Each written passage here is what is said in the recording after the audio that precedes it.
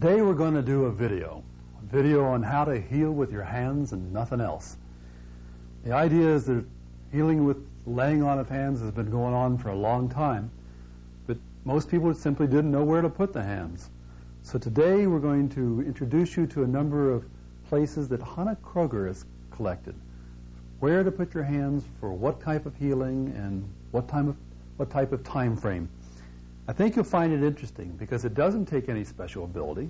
All you have to do is be willing to put your hands in the right place, hold on for the right amount of time, and let God do the rest. So in order to do this, we're going to race this video along in some ways, and we invite you to take advantage of all this newfangled technology and hit that pause button every once in a while. So when we get to something and explain it, and you want to do it with the people you're with, hit the pause button, practice it, and then come back to us. And we'll specifically tell you in times in which we're not going to go the whole time frame on which you hold on to something. In order to do this, in terms of making it easy for you to understand, we're going to ask a model to join us. So Teresa, would you come up and join us and sit with your back to the audience to start with, of all the strange things to do. So this back is Teresa. And we'd like to show you a series of points that you can use specifically for accidents. And if you have a fall, or if you have some sort of car accident, or any number of things in which you can damage part of your body by a blow or a force, this is a way of very quickly getting to the idea and quickly getting to the essence of what's wrong. So we start with the place for bones. If you fall down and you hurt something and it's hurting in such a way that it's so intense you might think you broke a bone, this is how to learn real fast whether you have a broken bone or not a broken bone. You go to the bottom of the neck or the top of the shoulders, however you want to say it. You reach back while we're talking and feel the hump. This is the first thoracic in that fancy anatomical language. Right above it, your finger, if you trace it right up the neck, it'll kind of go in and you'll be on top of another bone. You're actually on top of the part of a bone, but again, I don't want to get technical with you.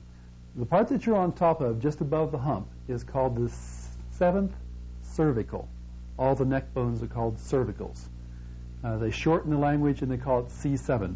If you push in on this, you don't have to push hard, but if you push in on this and you find it sore, you have a broken bone someplace in your body. Now, the broken bone can be as far away as your foot, but it will show up in pain right here.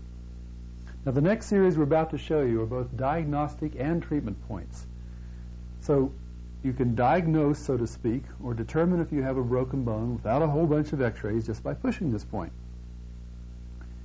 In Hansa, they have a system where if somebody breaks a bone, for instance, they break an arm bone, and they have a bone center. They don't have doctors, they don't have medicine men, they just have laymen doing what we do, and that's the reason it works so well, I think. Anyway, if they have a broken bone, the bone setter comes and he pulls on the bone, two parts of the bone, until they click back together the right way. That's called setting the bone. A little painful, you don't want to get into doing that. But they set the bone, and then the women come, and this is their custom. They will come and comfort the person who has been bereaved or hurt, and they will do so by taking the right hand and putting it right over the seventh cervical.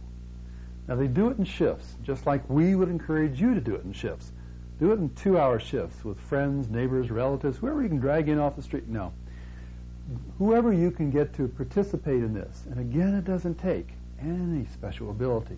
Just the willingness to hang on for a couple hours. The only time you let go of the person is to go to the bathroom, and you don't let go very long. So 24 hours, 2 hours at a time, and for 3 days, it will heal any broken bone just by holding this place. So even when the person's in the shower, somebody hangs on to the person right at the spot, and the idea is simply to get the energy of your hand, your right hand, your sending hand, into the seventh cervical area. You don't have to be right on it, you don't have to have an exact position, just be over it.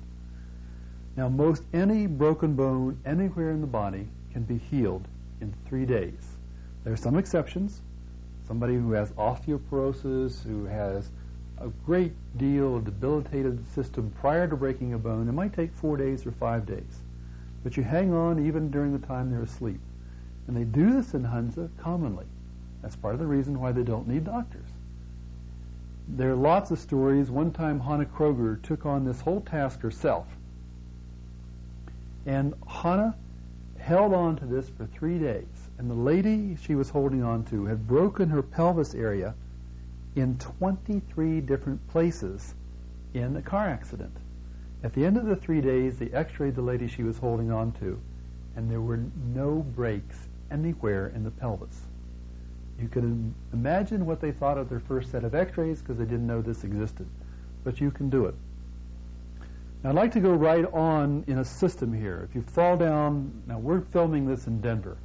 Denver is in a ski country area, and God knows how many people fall down on skis and have injuries, and God knows how many x-rays are taken just to find out what the problem is.